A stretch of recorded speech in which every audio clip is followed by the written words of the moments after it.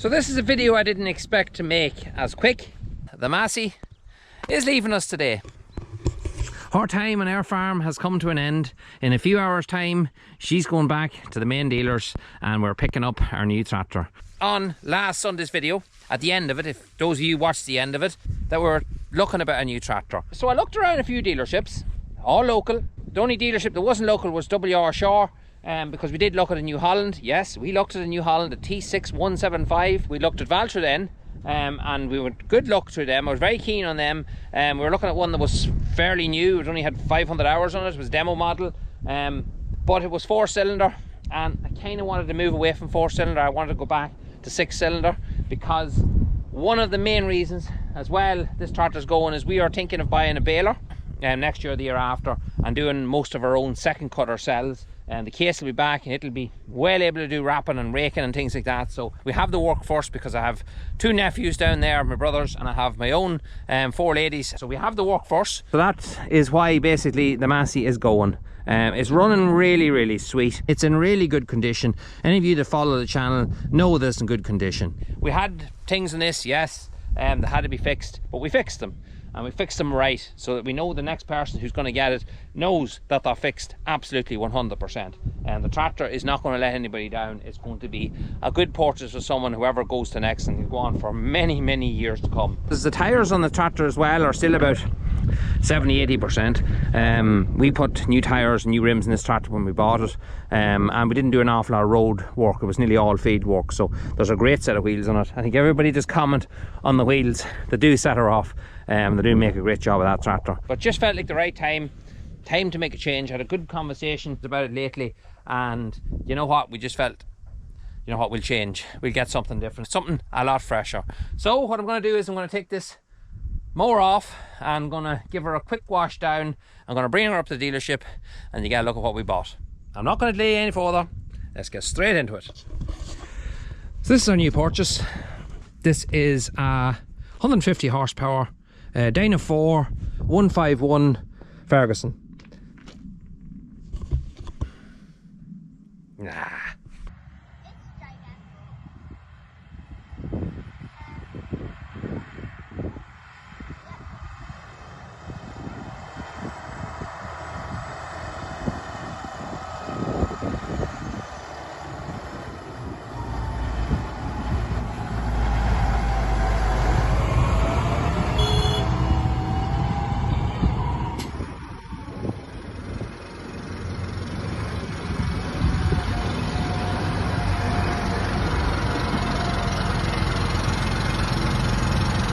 This is what you came to see. Say hello to our new Massey Ferguson 7615. It's a 2015 tractor, and by God, is it a beast. Now, before we get into it, I want to say I was looking at 3 other tractors. I was looking at one in Gerard Clark's, a Valtra. One had 500 hours in it, another brand new. I was looking at a New Holland T6 175. And I was looking at a case. All good tractors, but one thing they didn't have that this tractor has is the weren't Masseys. And that's just as simple as that. The New Holland T6 175 was the closest tractor that ever tempted me to not buy a Massey. I'll just make it straight, as simple as that. Love the look of it, but as soon as I sat up in the cab of one, didn't like the cab. I just didn't feel it at all. I know New Holland are great tractors. It just came down to personal choice. And you know something? We've always had Masseys here. Case as well, but we've always had Masseys. And it's hard to leave it. When I got up and sat in the cab of that tractor, and it just felt like home. You felt like you were in a place that you wanted to be in. And that made it quite easy in the end. Martin's Garage in Baileyburn is where we've bought all our tractors. Every tractor that ever set foot in our farm came from Martin's Garage. The only tractor that didn't was the case. It was a private sale, but everything before that was from Martin's Garage. And that's another reason why the Massey sat into us, because it's only up the road from us. If an issue, we can just tip up the road and get it sorted right on our doorstep. So the service backup is there, which is very important. With a modern tractor like this, where you have plenty of electrics and plenty of stuff like that, you do need to have that backup close hand. But a good friend of mine sent me a message. This tractor was after coming in, and says, Adrian, get your arse up here and look at that tractor. I went up, I sat in it, and it took me very, very little time to make my mind up. I'll put it that way to you. Let's just have a quick look at it. I'm sorry with the sun. The sun's quite strong because it is the morning time. But what we have is, we have a 7615. Those of you that doesn't know what horsepower that is, basically all you do is put a 0 there and you've got 150 horsepower. You also have a boost, so it'll boost up to 175 on the PTO shaft. So power, not an issue anymore. Another thing it sits on is a brand new set of tyres. Literally just put on it. 600s in the back. We have 480s in the front. I was considering putting 540s in the front and putting a 650 in the back. But you know something, when I seen the tractor sitting on the forecourt, I said, you know what, it looks well the way it is. That'll do our job. We don't need anything wider. So new tyres, big plus. Now the lads and Martins, have to say, left her in pristine condition. Painted the weights in the front of her. Nothing else was painted. The tractor is just completely original. But the weights were painted on the front of her. And they put a set of weights on. There was no weights on it when I went to look at it. And we also added a centre weight here, which is basically the weight of 2 weights. But we have the hitch in the front, which is a good thing. Looks the part too. It's obviously a 6-cylinder. Our last tractor was 4-cylinder.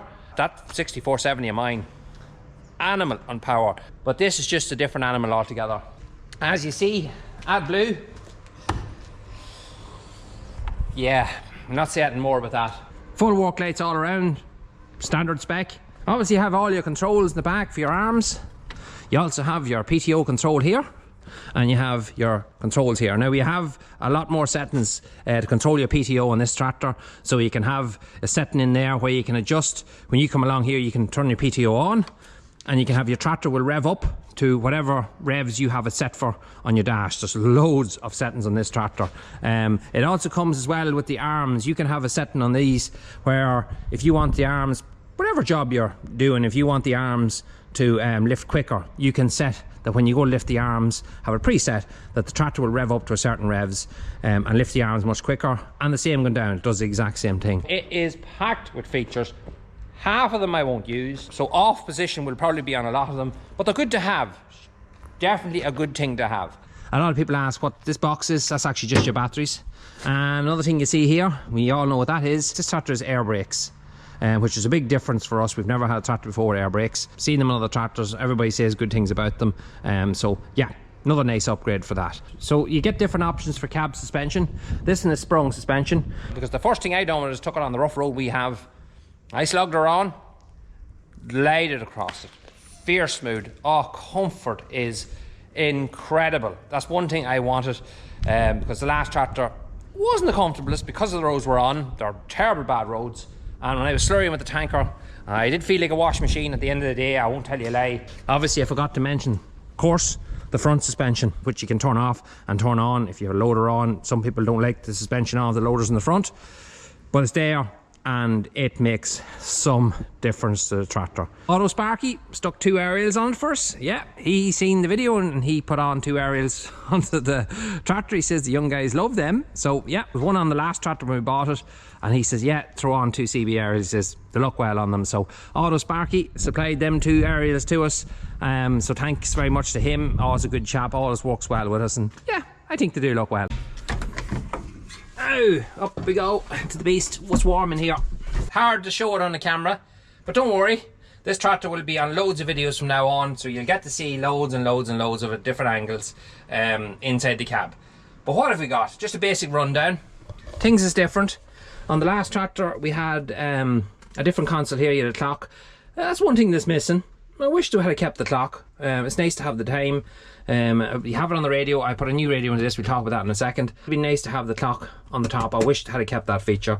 But the key is moved. The key is here now. Nothing down here anymore. So your key is there. You have all your controls then for your lifts here. You have all the lights here for the top of the tractor. So you have your beacons and all your work lights. This we don't need to use because we have the controls here. So you have your 540 and 1000. You have your PTO switch on and off. You have your 3 spool valves, which is very important for us. I definitely must have 3 spool valves. So you have loads of different ways you can set this tractor up to drive. You can have it basically set up like an automatic car.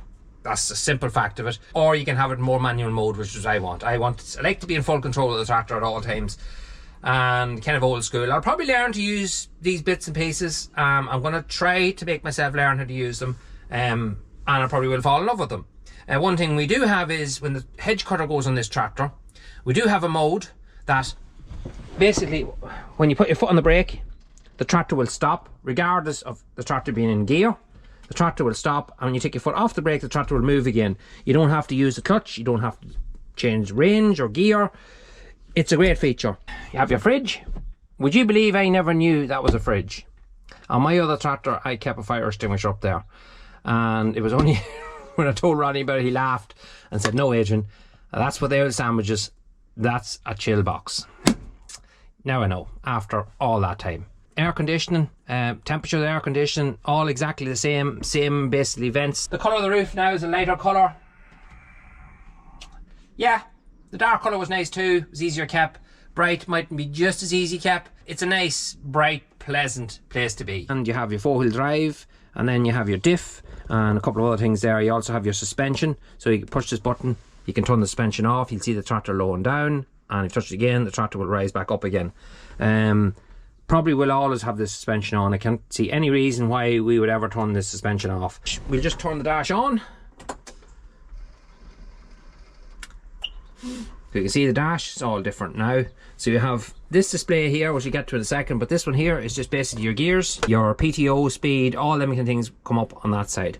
This side is more for the settings of the tractor. So you have a little control here, which you can go into, and you can set up the tractor whichever way you want to drive. And trust me, we're not going to go through that now at the moment because there's just so much to go through. You do get great information off it about how the tractor runs. It'll give you everything from the volts that's charged in the battery, how much AdBlue has been used in the tractor from day one, you can't reset that, how much fuel has been burnt to the tractor from day one, you can't reset that.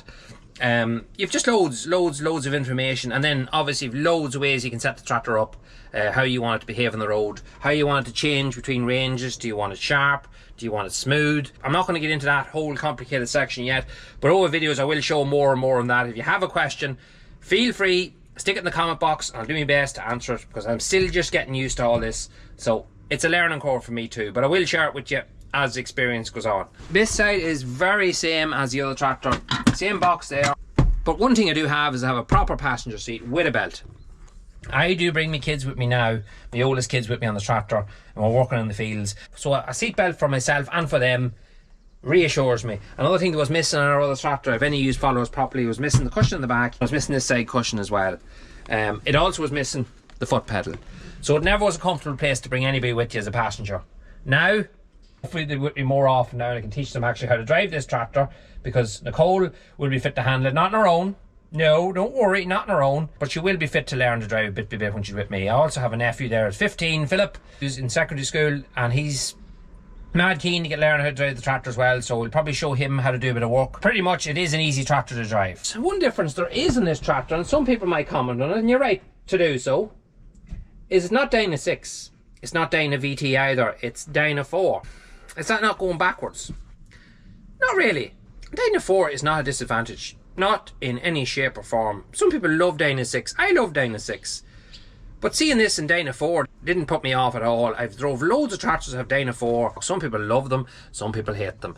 It's all a preference choice. Again, it just depends on what you're doing. Another nice thing about this tractor is that bonnet. Look at the length of it. The video mightn't show it up, but we never had a big bonnet in front of a tractor like that before, because 4-cylinder was obviously a lot shorter, and it's all a one piece. A lovely red bonnet. It's a nice thing to look out in front of. It makes you feel big and solid on the road, and that people would move out of your way. I'm just kidding, relax, I'd never do that. One thing the guys did do at Martin's Garage is to put a brand new Massey Ferguson radio into it, and that brand new Massey Ferguson radio did have hands-free for your phone, but I took it out. Bought this Pioneer system of Auto Sparky. He has a load of radios, and yes, Auto Sparky did offer to do me a hell of a discount on this radio, and fair play to him for doing that. But my worst one was he has a business to run at the end of the day, and I wasn't having it, so I paid for the radio myself. I drove over to him in Virginia and Cavan. I bought the radio off him. I have about 2,000 or 3,000 songs on my phone. I love music, love it. And nope, not country music, none of that old stuff. Not into country music. I know a lot of you are. I'm just not into it at all. I wanted to be able to stream the music from my phone wirelessly from a music app directly to the radio. I'd rather listen to music than listen to some fella on the radio talking about how everything is in such a mess and COVID. The thing I did pick up on Auto Sparky is this guy. What is it? Well, it clamps on there on the bar, and basically what it does is it extends down there, and you can move it every way you want to have to tighten it in the back. But it holds an iPad. You might say, what would you need an iPad and a tractor for? Very simple answer. We have 2 iPads in our house. We have a couple of tablets in our house. Tablets, I mean, not, yeah. But we have a couple of them in the house. And they're laying there this past year and a half and they're not being used. And there's one thing I do use an awful lot on my own phone, which would work better on the iPad. And that is the Amazon app for the spreader. Any used to have an Amazon spreader. I don't know if other spreaders do it, but Amazon do. And if you follow Jerry6420 there, if you look at one of his videos, that's where I first seen it. He was using the app on his phone to basically tell him how to set his sower up for whatever he wanted to sow in that field. You might think common sense can do the same thing. Of course it can. But I started using it and I found that I was over sowing in places and my widths were all wrong and things like that. And I learned an awful lot from that app. When I put the iPad here, it might as well be with me here with that app on it, and I can see a larger screen than looking on a phone here in front of me than sitting in the house doing nothing. So iPad will be going there. We'll be running the app on that. The iPad we have has also got that, not Wi-Fi, connected to the internet, whatever you want to call it. I can monitor the surveillance in the house. We've our cameras up. We will be doing a video on that, but I can keep an eye on what's happening at the house. If it's a cow calf and I can see it here, I don't have to take my phone out of my pocket or touch it. Smaller screen. This will be a bigger screen. I can have it in front of me. Hard watch, just like an onboard computer basically. And I can also watch YouTube when I'm supposed to be working, and I can reply to you guys' comments. So it's a win-win. It's a nice thing to have, and the iPad will be going there. If you want one, go with Auto Sparky. Whether it's some LED lights, radios, a train horn. Yeah, that seemingly is the in thing now, to put a train horn on a tractor. There's a thought. Go over and check them out. Before we do get out, air seat. Yeah, geez, air seat, exactly the same seat it was in the last tractor. Partly the reason why I did change as well. We are we are going to buy our own outfit to do our own second cut. That is something I've always aimed towards. We're going to be buying a baler of some sort. We have no idea yet what we'll buy. We won't be buying it this year, maybe next year. But one thing we are going to buy, and buy very soon, is a mower. This mower, as I always said before, is invaluable to our farm. It's just a brilliant thing to have on any farm, not only a dairy farm. One thing it's not great at doing is mowing grass, not heavy grass. The reason for that is a couple of things. Basically, it's belt driven. The belts will slip when you go into real heavy grass. Now, we need to put a new set of belts on it. The first year we used it, we did cut silage with it. It worked all right, but I was never that overly keen on it. I didn't know, and it was only when Ronnie was here looking at the tractor, he took a quick look at it and he said, you put a flat blade on there, Adrian, not one of these blades because they're more for topping. He said, if you put the flat blade on there, your mower won't slip half as much. Way better mower for mowing grass. I didn't know that. You learn something every day, but I don't think we're going to bother changing the blades in this one. What I was thinking of doing was buying a conditioner mower, and that is basically what I was thinking of doing first. But then I got talking to a couple of contractors and they say, no, sell your own mower. Don't have 2 mowers around the house. Get one mower that'll do everything. Get one mower that will top for you, and get one mower that was well capable of mowing out your silage. You should be doing it yourself, especially now when you have the horsepower. Especially, well, the last tractor had plenty of horsepower doing it too, but you know what I mean. So we're going to look at a new mower, a disc mower without a conditioner, probably 9 or 10 foot. We're looking at Kuhn, Krone and Malone, and we are going to buy one. I'm not sure which one yet we're going to go for. There's no clear winner at the minute. To go for shaft driven and maybe get away from the belt driven machine. So comment down below if you have one of those 3 mowers or something else that we haven't maybe looked at, and let me know what you think of yours, because it's definitely something I'm going to be starting to look at now in the coming days. I'm going to be looking at mowers. If you want to see more of this machine and our case, hopefully when it returns, coming back now very shortly, and our Ferguson, I have a video 3/4 made. It's just not fully finished yet. Busy time of the year. Things will start to slow down now, and I will start ding dusting into that tractor because I want to get it singing in the next couple of weeks. I know a lot of you guys are following that, so trust me, we'll be getting straight back into that now in the next couple of days. So if you want to see more of that, don't forget, hit that sub button, give us a like, leave a comment down below. Until the next one, talk to you again.